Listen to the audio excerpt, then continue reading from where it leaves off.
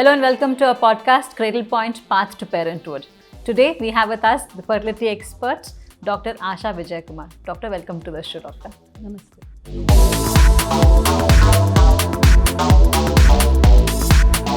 Doctor, to begin with, let's talk about IVF itself. So, what is IVF and who are the kind of people who should actually undergo IVF? Actually, this word IVF is very confusing. So whenever a couple is infertile, they are not able to conceive on their own, they think the entire gamut of infertility treatment is called IVF. So they have this confusion also in the mind. Whoever goes to an IVF center, only IVF will be done. So there are so many confusion in people's mind. Such podcasts or such awareness programs will create lot of clarity in them. And not everybody who walks into the infertility clinic will be eligible for IVF. So there are a lot of diagnostic tests to be done, and we'll see whether the problem is with the couple male factor or is it with the female factor. There'll be a lot of treatments made which tailor fits that couple. So everybody who walks in will not have one blanket treatment. So we completely analyze what is their issue and then we program a complete proper treatment. Usually IVF treatment is required for people who have tubal blocks. There are something called fallopian tubes. When it is completely diseased and it is blocked, there's no way they can conceive on their own, so they'll need a IVF treatment. That is called in vitro fertilization. Initially, people used to call it as test tube baby. Even now that term is there in the general public. But a baby is not created in a test tube. Just that we remove the eggs from the lady, put the sperms outside, culture it in our dishes, then slowly transfer the embryo into the lady's womb. That is called IVF. Nowadays we are seeing lot of men with low sperm count. Even they'll require IVF. So there are few indications for IVF. Not everybody goes into an IVF. This is something new, Doctor. How does a man require IVF? Yeah, there are so many causes for male fertility to decline. For example, people who are always on tobacco chewing or cigarette smoking, alcohol addictions, or people who are always on electromagnetic radiation exposure. People will be having 4 mobiles in their pockets, as well as they are always exposed to their laptops and always on social media scrolling something from morning to night. Even night 2 a.m. their phones are not switched off. So we are exposed to so much of electromagnetic frequencies, we are seeing lot of sperm issues in the men. So when there are certain sperm counts which does not have a natural conception, the count has become very low, motility is completely reduced, or the structure of the sperm is completely altered because of addictions, then they may have to go for IVF alone. So there are many indications for men factors only. Now, since IVF is an intensive care programming, what do the couple have to know before they undergo the treatment? Actually, IVF is not a severe, intense like that. There is nothing like that. People have those confusions in mind. If I have to go there, I have some severe procedures done, maybe it is very painful, I have to apply months together of leave. They have so many other confusions. Actually, it is very simple. From the day of periods, if they come to the hospital, from 3rd day of periods, a simple injection is started. Even that has become very painless. There is no issue at all. They can take their shots, go back to their work. Only when the scan is required, they may have to stay for half an hour to 1 hour.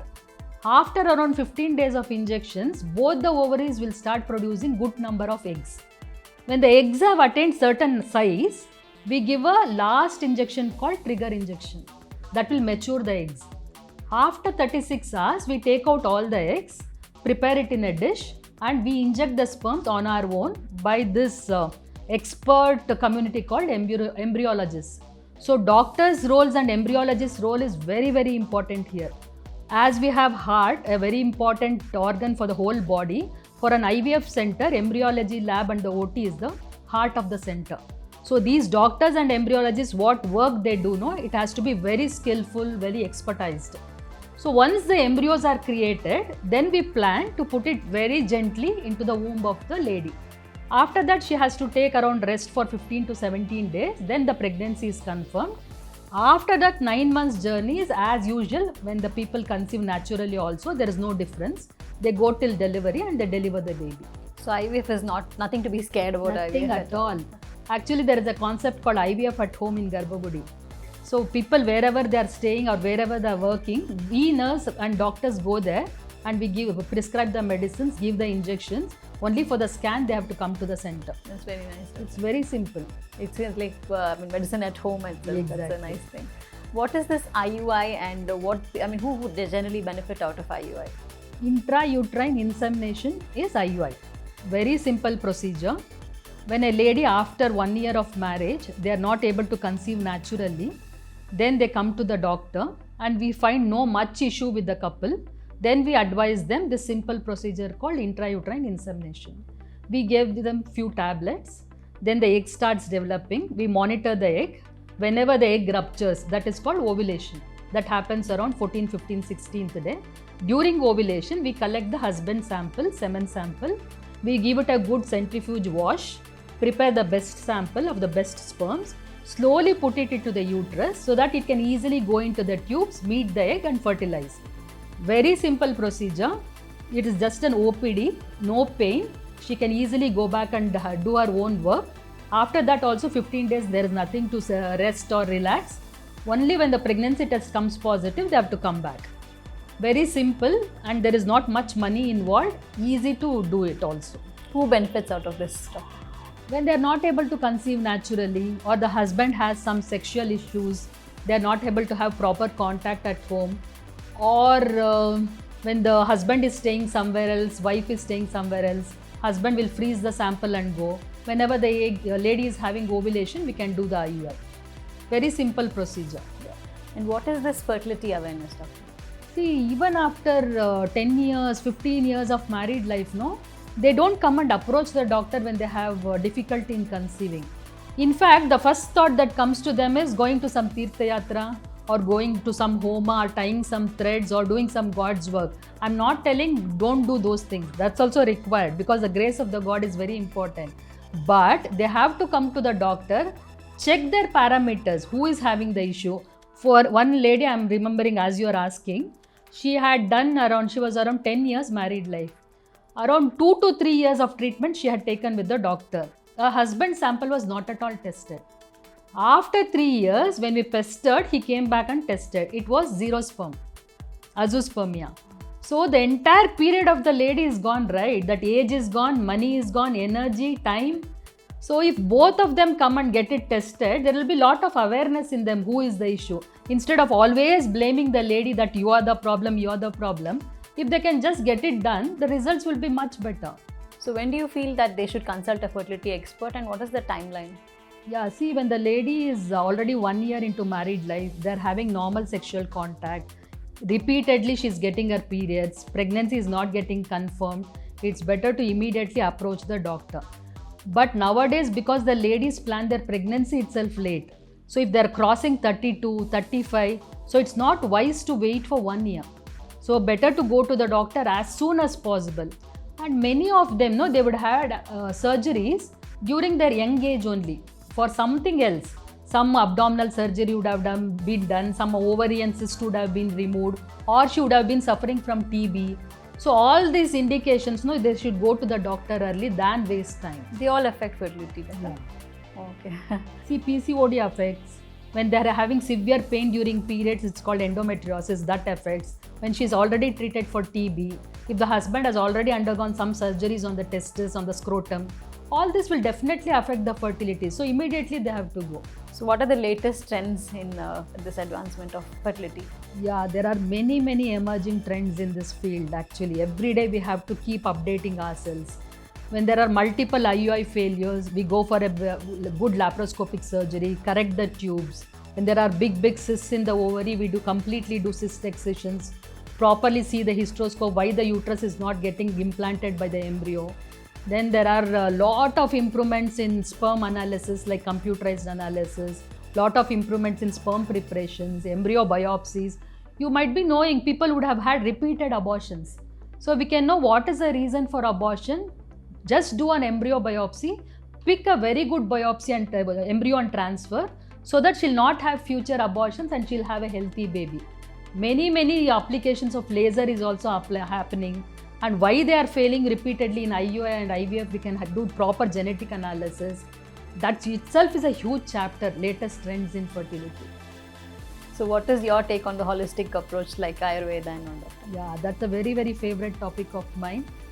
Actually, we just do the sperm and the egg fusion and create embryos and put it into the uterus. But always success rate does not cross beyond 50 and 60. So this thought was always in me. What else should we do? Then I had this very good idea that why not combine with our ancient systems like yoga, breathing, pranayama, dhyana, Ayurveda, nutrition and psychological counseling, because mind and emotions also plays a huge role. So when we combine this, the success rate crossed 60, 70, 80 also. So when you combine all the methods, the body, the mind and the soul and the emotions, everything comes to a very relaxed state. At that time, the acceptance of the embryo by the uterus is very huge. So I'm a big propagator of this holistic approach. So why do you think it's important to integrate both now? Because the success of the couple, the success rates increases dramatically, and also the chances of having a healthy pregnancy is too huge, and the way the couple enjoy their pregnancy because of their own health is also very large. So you have any success story with this one, doctor? There are many. We can do an entire podcast for that. Can you just tell one or two? Yeah, one lady I remember, she had come with 6 IUI failures and she was totally broken, desperate because of money also and because of her energy also. Then we asked her to meet our fertility expert, did an embryo, this one endometrial biopsy. It came as TB positive. That was not done previously. Then we started her on TB medication. Then I sent her to emotional counseling because she looked very anxious and depressed. That started.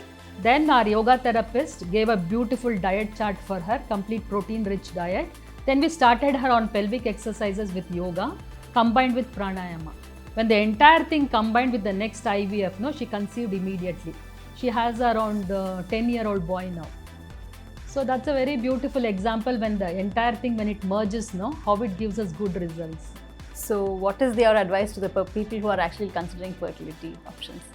This is a very important question. They should not waste time because what we call 20 to 30 is a reproductive age group period. During that period, the fertility will be at its peak. So the people should immediately come when they are having problems with conceiving, not postpone till 32, 35. I see a lot of people coming at 40 when there are no eggs at all. So they have to consider the option of conceiving and completing the family very early. I think you've actually enlightened us with so many things, doctor. Actually, you made us feel that fertility is not at all a big thing. Thank you so much for being on the show. Thank you so much. So as doctor said, fertility is not at all a problem. So if you have more doubts on fertility, please attend our event, which is being displayed on our screen. Please come over and you have answers to all your questions. We'll see you at the event. Thank you.